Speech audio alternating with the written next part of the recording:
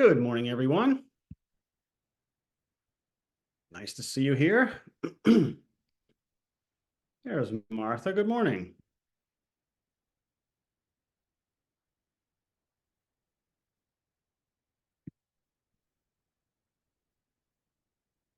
There's Arana. Is it Arana? Good morning. Hey, Ryan. Good morning. Nice to have you with us. So I am not Kate Bauer, as you can obviously tell. Kate was going to do today's call, but she had to go to a closing. So congratulations to her. Delighted to be with everybody this morning.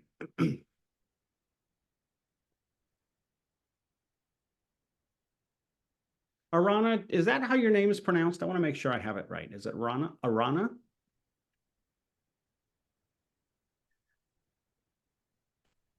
Can you hear me, Arana? I don't hear you.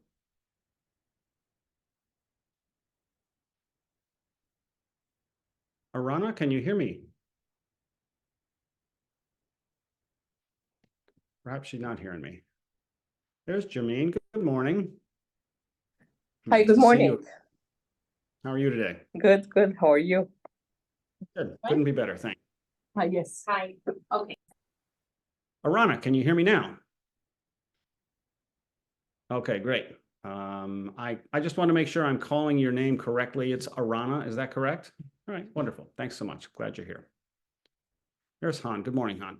All right, good morning, everyone. So let's get started. We're going to talk today a little bit about the things that Chirag was talking about earlier this week. He was talking about on Monday, post-action closing for sellers, post-closing actions for sellers.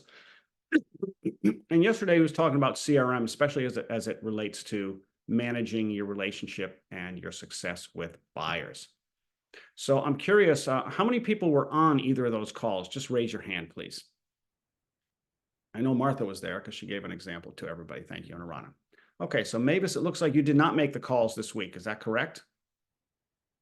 This is really the only call I can make on a consistent basis. So it being absent the last couple of weeks has driven me a little nuts. I see. Well, I'm sorry to hear that. And yeah, certainly, as everyone should know, every call is recorded and should be available on the platform within 24 hours or so after the call is completed. So any call you ever miss, you should always be able to view later on the platform by just looking at past events in the events tab. Chirag mentioned the other day that we have been having a little trouble with Zoom. Some of the calls have not been recording as they're supposed to. And so not every call is available. We've been working on it. I don't know if we're going to get those calls that are missing back or not. But our plan is always, as Chirag says, to make everything available to everyone who's a member, who's a partner of ours. Okay, so a couple of things then. For those of you who weren't here for either of the calls, I'll just kind of hit a couple of high points that Chirag was talking about. He was talking on Monday about post-closing actions for sellers. And he first made a distinction between sellers who are moving locally and sellers who are moving out of state. And he offered just a couple of simple checklists for each of those scenarios. He said for folks who are moving locally, he said one of the easy things that you can do, and basically he said all the stuff that you can do is not difficult, it's not complex, it's not expensive, but it gives you several touch points to work with sellers afterwards. First thing he said was send a personalized thank you. That is, think back to all the conversations that you've had with that particular client. Questions you may have asked them, what's your favorite room in this house? Or what do you really love about this house, the backyard, or whatever it is? And then take that information and create a personalized thank you for them after the move. You could take pictures, you've taken pictures already, or you can send a photographer over to take pictures of, a space that they especially like about the house. And you could pair it together with the questions that you had or comments that they may have given you during, your interactions with them. It makes a nice personalized gift that they might not, certainly wouldn't expect, and would certainly, mean a lot to them if you touch on the places of the parts of the home that they really love. He said 1 week after the move, just ask how'd the move go. A simple, natural kind of caring call. See how the move go. See if there's anything that they need. Third, he said turn off the collection and then ask if they want you to keep it open. That was an interesting one that I hadn't thought of before, and I saw a couple people, it seemed like a couple people nodded their heads at that one. Of course, he mentioned client appreciation events and Thanksgiving thank you, holiday greetings. Those kinds of things are quite simple to do. So he had a list of 5 or 6 items that are quite easy for anyone to do with someone moving locally. When someone's moving out of state, he said a little bit differently. He said that if they tell you when they move out of state that they really love the area, send a photographer to the kind of like the local coffee shop or the high school or other places that you know were part of their experience in the old town, and create a kind of a memory book and send it to them. And who wouldn't want to have that after leaving a place that they really enjoyed for many years or even a few years, to see those things again, to see it as a gift from you. It's a very easy, not very expensive thing to do. He said, of course, you can ask them how the move was, no doubt about it. He also highlighted the value of seasonal messages. People in Florida, it's hurricane season, or people here in the Northeast in Connecticut, there's some winterizing stuff that you need to do. He was talking, for example, about winterizing his sprinklers. It's very easy to create a couple of seasonal messages. You can use ChatGPT to write something about it if you like to. And he suggested you just use the same one every year. You don't necessarily have to come up with new ones every year if it's the same things that a person needs to be reminded of. And if a person is a person who's not really focused on every kind of aspect of their home life, then absolutely it's something that could be valuable to them. He mentioned holiday, send a gratitude video to somebody or a holiday greeting, include the words, no need to reply back, just thinking of you, hope you have a great holiday, blah, blah, blah, see you next year, whatever. And then he said one thing you can do is in the new spot that they're moving to, if there's a new favorite spot that they have, find out what that is and then send them a gift card for it so they can go enjoy it. Another easy thing you can do, it doesn't cost a lot of money, and they would really appreciate it if it's a new place that they discovered, a new restaurant or a new coffee shop or something like that. So those are several items that he mentioned to folks. I'm curious if any of those items that he mentioned or any of those that you just heard from me is something that you're not doing currently. Is there something on that list that you're like, I never really thought about that before? Arana, which one? Which one kind of stands out for you as one that you haven't really thought of doing yourself or haven't done yourself? No, I think for me, it's sending seasonal messages and following up consistently with people after the close of the sale. I could much better with that. Yep, got it. Thank you. It's not difficult to do, folks. It just takes a little bit of planning ahead of time, saying, here's my strategy, right? Here are the messages that I intend to send. And then getting it into your calendar, getting it into your, your action steps and following through. It's not complicated. It doesn't have to be a very grand scheme. It could just be 2 or 3 contacts or 4 contacts, whatever you think is within your capability. Thank you, Arana. How about you, Martha? You had a hand up. I actually like 2 of them that I don't currently do. I like creating a memory book. I think that's a nice idea because being on the Cape, I have a lot of people that move elsewhere to be closer to family as they're aging. So I like to make a memory book. And I also like find out if they have a favorite coffee shop they now go to and just send them a gift card. I think that's a great idea too. Those are 2 really good ones. One of the things that he highlighted, and I think is really important too, is to make this really personal to that person.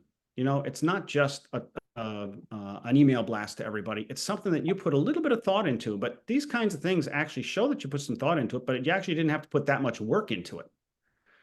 To get a couple of photos of the local area and some kind of local landmark that they're leaving after 30 years is not that difficult to do.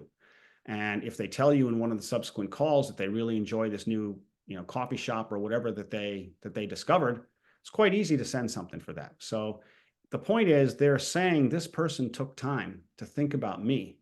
And, one of the things he said was, you want people to think that you're in a relationship only with them, even though, of course, you're in a relationship with lots of people. But we can all do something to make sure that someone feels like we've done something just for them personally. Let me ask anyone, has anyone struggled to do any of the things that he mentioned or I mentioned? Or do you have other struggles with doing something post-closing with your seller clients? Is there a challenge, difficulty, barrier that you have around any of that?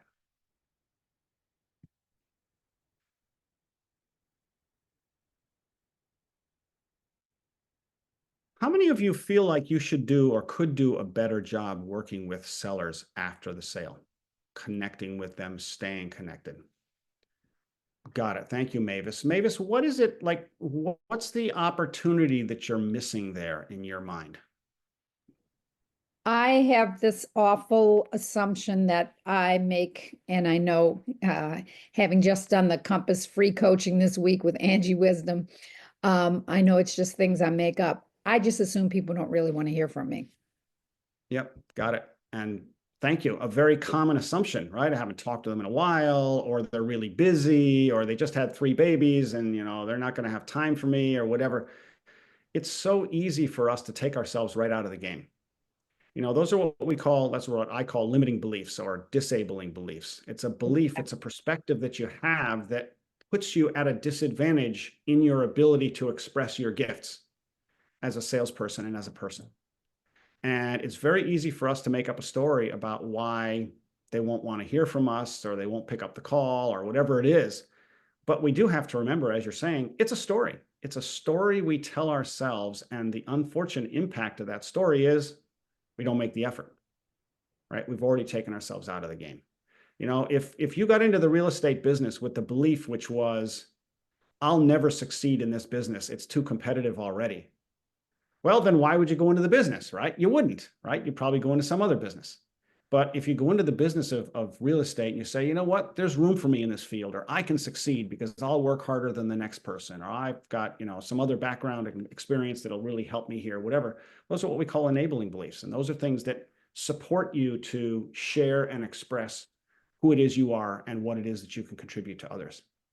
And so if you've ever heard me talk about icebergs before, or limiting beliefs before, enabling beliefs before, that's what we're talking about here. We're talking about what is the story we tell ourselves about who we are, about the agency that we have within our own lives. And what are we doing that's holding us back from expressing our gifts, our contributions to the world that actually can always be offered. So thanks for bringing that up, Mavis. It's really important for us, especially as far as these limiting beliefs go, to be aware of what they are and be aware that they're acting at that particular moment, taking us out of our game.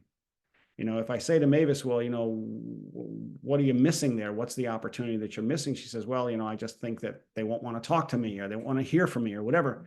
Great. If you don't know that that's happening, you'll just continually not pick up the phone day after day after day after day. But once that belief comes into your conscious mind, you're like, you know what? I'm rationalizing not calling these guys because I'm telling myself that they won't want to hear from me, or they're too busy to hear from me, or it's been too long, they won't remember who I am. Whatever your story is, if you bring it out into the light of day, then you can ask yourself, is that really reasonable? Or is that really reasonable for all of my clients? It might be reasonable for a couple clients. Maybe some of them really are busy. Maybe they're traveling and they're blah, blah, blah. Maybe it is somebody that you haven't talked with in 14 years. But it may not be true for someone you haven't talked with in 14 months or 14 weeks, right? And so you don't necessarily have to have an all or nothing here. How about you, Jermaine? Do you feel like you handle these relationships after the sale as well as you would like to be? Unfortunately not. Although one of the client, just I closed with her like a couple of weeks, she asked me this question. She said, are you going to talk to me after we are going to close or not? So I felt, oh, great question. Yes. And because she asked me now, till now on a weekly basis, I give her a call and I check on her. I help with her in a couple of things. And as you said, I started to have a feeling I need to make more connection with the past sales clients. Especially, I had a very good relationship. They appreciated my work, and I had a great relationship. Why I'm not doing some effort to keep this relation and get some referrals? Got it. Thank you. What a revealing question that is. If a client asks you, are you going to stay in touch with me or not? Imagine what's behind that question. Yes. Maybe their last agent never talked to them after that and they resented it. Or maybe they're just not sure about whether the relationship should extend past, the closing. Or maybe they're really looking for that. They really want you to be in touch with them for any particular reason. And they're asking what we call a high context question. It's not the exact question that they want to ask. What they want to know Yes, is, are you interested in, continuing to have a relationship with me? And correct. so, and so when you hear a question like that, if you can like read between the lines a little bit, you can say to yourself, what's this person really looking for? So how did you respond when that question came? What did you say in reply? I told her, of course, I'll be in touch. I'm always available. I'm here for you. This is what I said. Okay, great. And that's wonderful. So one other thing that you could also inquire at that point is exactly what she's looking for.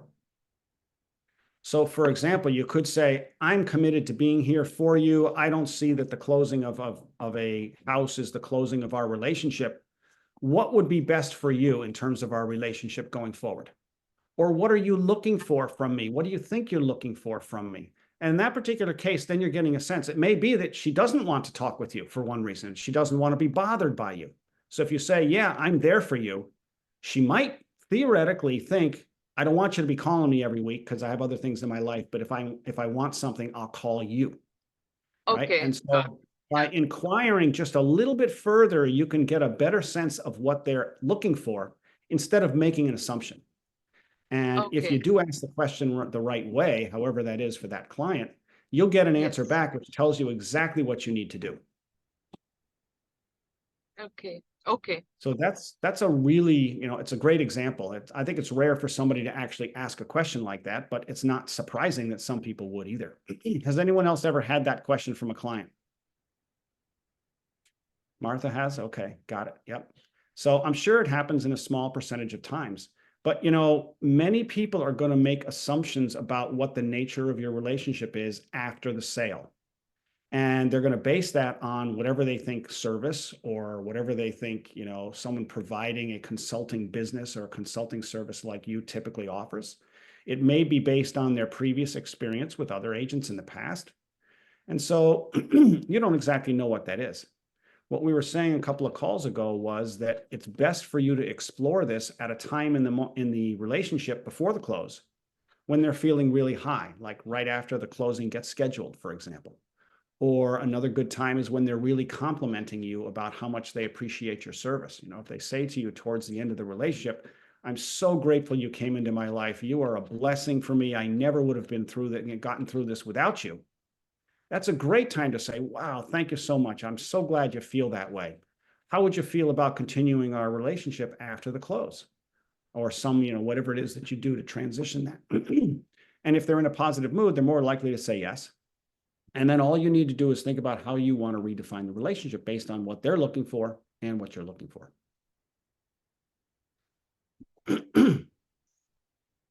David, can I ask a question? Go ahead.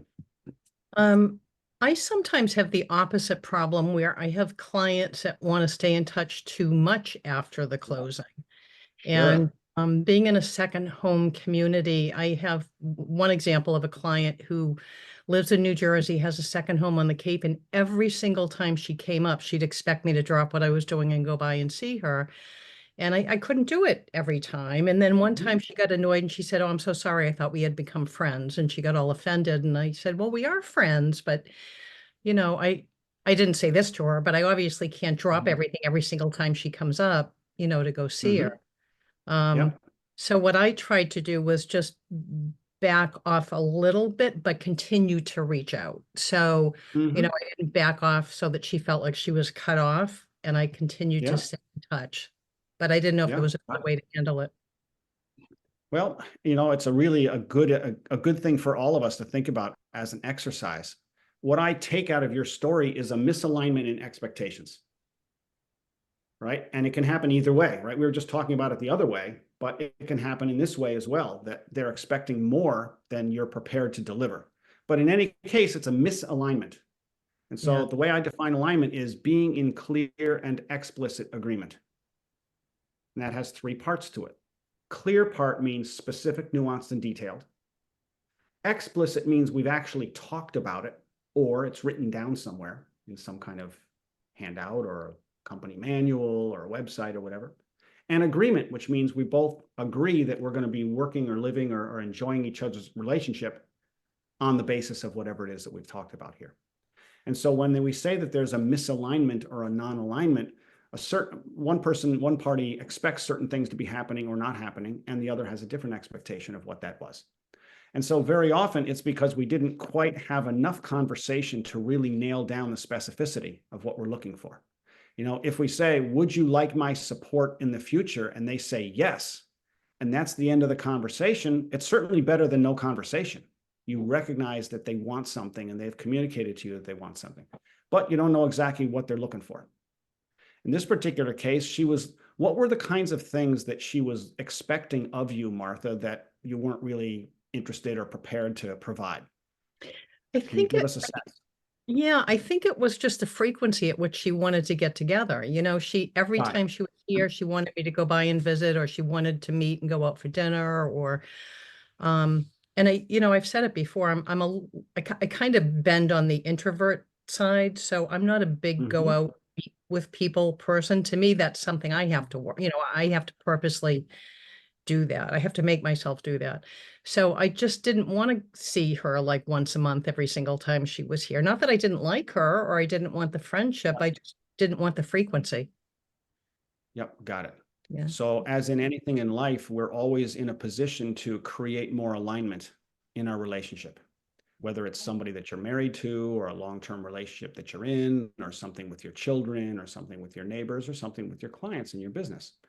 And so Martha and any of us would have the opportunity any day to start a dialogue around what are the expectations that we have for the relationship going forward.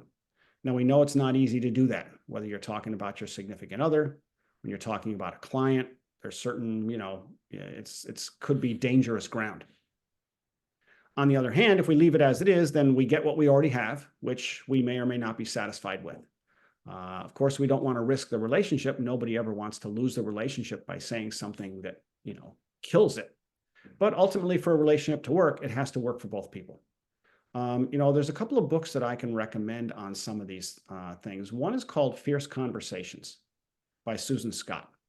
A lot of people have found that book really useful in thinking about how to listen and also how to communicate messages to others. She also has one called Fierce Leadership, but I think Fierce Communications is a little bit more tactical. And so that's one that you could certainly read. You could certainly read articles and things like that. But Susan Scott is one that a lot of people have turned to find really useful. Another one is called Conversational Intelligence by Judith Glaser, Glaser. Conversational Intelligence by Judith Glaser. Both of those authors put out kind of a philosophy as well as a lot of tactical stuff on how to initiate certain conversations, how to listen for things, how to listen for what's not being said. There's a lot of stuff in those books, and probably if you read them, you'd find a number of things that you'd like to employ. One of the things that a lot of people pull out of the Fierce Conversations book, which I agree with completely, is don't use the word but, use the word and. So if, for example, Martha were to say to this client, we are friends, but I'm not in a position to be meeting with you every month. That's a little bit different from saying we are friends and I'm not in a position to meet with you every month. That but part, the problem with the but is that whatever you said first kind of gets negated by the second part. If you say, I really love you, but you drive me crazy, right? What the person hears is the drive me crazy part, and the I love you part kind of gets diminished. But if you say, I love you and you drive me crazy, both of those things stand a little bit more independently on their own. And so there are some tactical things like that are quite small that can make a difference in how it's heard. And so that's one particular thing you can think of. But ultimately, Martha has to find a way to initiate a dialogue that will re-explore what their understanding of the friendship, what does friendship mean to us at this point? For the other client, maybe it means we get together every time I'm on the Cape, whether you're available or not. Like she's coming up to the Cape and she just expects Martha to drop everything, as she says, and go out to dinner with her. And that may be a little unreasonable. To be in relationship means that the relationship has to be had or experienced on terms that work for both people. right? If the relationship is had only on terms that work for person A and not for person B, you can't say that they're actually in a relationship, because this person wins and this person loses. Yes, that's very common. And of course, we experience relationships that way. But if you think of philosophy about what a relationship is, it's something that takes into account the needs, interests, wants, desires of both, and accommodates both of those in some reasonable way, maybe balance over time. And so what it sounds to me like is Martha's relationship is being had at the moment on the terms that work for this other lady and not necessarily for Martha. We could all find ourselves in those situations. But the response is always about, how do I get clear about what my needs and wants are? And then how do I initiate a conversation that's going to result in alignment? That is the other person understanding what my needs and wants are. Therefore, this is how I'd like to have the relationship. And of course, me doing the same, understanding their needs and wants in the relationship and understanding how we can have that person, get what it is he or she wants. Because a relationship has to be a win-win.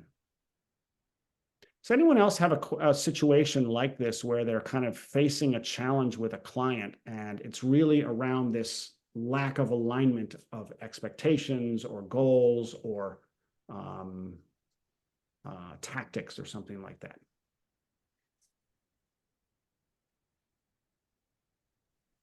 Mine is not so much with client, but with other agents. Okay, what do you mean? I was associate sales manager for a period of time, and then Compass decided they didn't need that position anymore. They wanted just full-time sales managers. So I didn't want to be full-time sales manager, so I stepped away. And there's like a group of agents who still treat me as if I'm associate sales manager with the phone calls and the problems and the so on. Yep. And I even had one guy say to me, I know you're not associate sales manager anymore, but you're the person who always responds to my calls, blah, blah, blah. So I've been struggling with, hey, wait a minute, I'm helping all these people. I need to build my own business. That's kind of my struggle. Yep. Got it. Makes perfect sense. And it's the same thing, right? You've got two different people that have interests and they're not necessarily aligned. And sometimes, for person A to get what they want, person B has to not get what they want. It's what we call a zero-sum game. If I want your time, but you don't have time to give me, I win, but you lose. And it's, of course, part and parcel of human relationships. But we need to ask ourselves, how are we managing those? Let me just see if I can find one thing here. That's not it.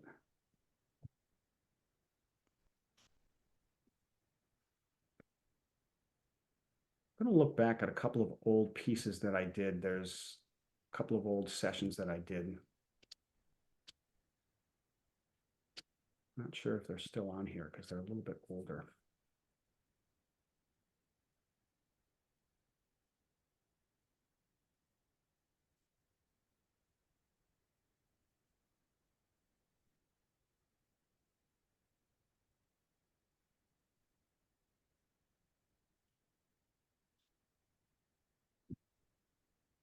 There's a whole bunch of things that I've done last year in the playbook called having effective feedback conversations. Now, it's not exactly what we're talking about here, so I can't remember what the exact content was of those. It may not be exactly what we're asking or what we're looking at here. But you might want to look back through there if you have any kind of thoughts that you'd like to look into this a little bit further. But managing that difficult conversation, of course, is the most difficult thing for all of us. The way that you want to succeed in that is first of all, be clear about what your intentions or intended outcomes are. Right? Before you initiate a conversation like that, you need to be clear about what it is you're looking for and be able to communicate it effectively so the other person can hear it. Secondly, you need to bring yourself to the conversation in a setting that works, timing that works well for the other person. Maybe it's a Zoom call versus a phone call, or maybe it's a face-to-face cup of coffee, right? That setting makes a big difference in how the person hears it. Third, you want to be very thoughtful about, the experience that you're creating for that person at that moment in time. So for example, if you agree to talk with somebody else about something that's on your mind and you go and meet them at a coffee table, maybe you don't accost them with it during the first sentence out of your mouth is, I hate the way you did X, Y, Z. Right? Maybe it's like, what's going on with you? Let's talk a little bit. Let's kind of create a little bit of a rapport in the conversation before I get around to bringing up what I want to bring up. Another tactic that you can think about is you don't have to necessarily deliver all of your messages in a kind of a dictatorial way. Sometimes the best thing you can do is toss the ball to the other person and ask a question. For example, how do you feel about how our relationship's going right now? Well, that does two things. One, it allows you an insight into where their mind is on something that you may not be able to see into their head, right? You may have an idea about what it is they're thinking about the relationship, and you find out you're way off. Secondly, knowing that, it allows you to recalibrate how you want to say what you might say, right? If you were to say at first, I asked you here to coffee today because I really wanted to tell you that I can't go out to dinner with you as much as we have. That could be adequate in certain situations, but in other situations, it might not be. And it could be in a different situation. It could be, Martha saying something like, I got the sense that you were not satisfied with my comment the other day about, not being able to meet you for the third time in a row. And I just wanted to make sure I understood, how you're feeling about that or how you're experiencing our relationship right now. Can you tell me a little bit about that? And so in that way, you're throwing the ball over to them. You hear how they particularly see things. Maybe they're a little peeved, or maybe they're irked, or maybe they're furious. Depending on what that answer is, of course, you would, alter how you might want to say what you might want to say. And if they're furious, you might not say at all what you want to say. If they're really furious about it, if they're really upset, then it's not time to deliver your message. It could be just time to listen, understand, feedback what you heard, to demonstrate to them that you understood it and that it's important to you to understand how they're experiencing things. And then maybe have another conversation, right? All these things can affect it. So thanks for bringing that up, Martha. I would love to hear anything that anyone takes out of either of those two books that I suggested. There's a lot of stuff in there, and a lot of people have found 1, 2, 3, 4, 5 little nuggets that have become part of how they have these kinds of conversations. So let me know. Thank you, everybody. We'll see you next Wednesday at the regular time. Thank you, David. Do you mind, David? Yeah. Do you mind if you email us the name of the books? I'm sorry, I'm driving. I couldn't write it down. Yeah, please. Yeah. Okay, I will. All right, hold on. Let me write down who's here. So we have Janine. We have Mavis. We have Han. Thank you. Ryan. Arana. And I know Martha already copied it. Okay, got it. Thank you. Thank you very much. Thank you, All right, David. you're welcome. All right, have a good week, everybody. Appreciate it. All right. Same to you. Bye. Bye. Bye.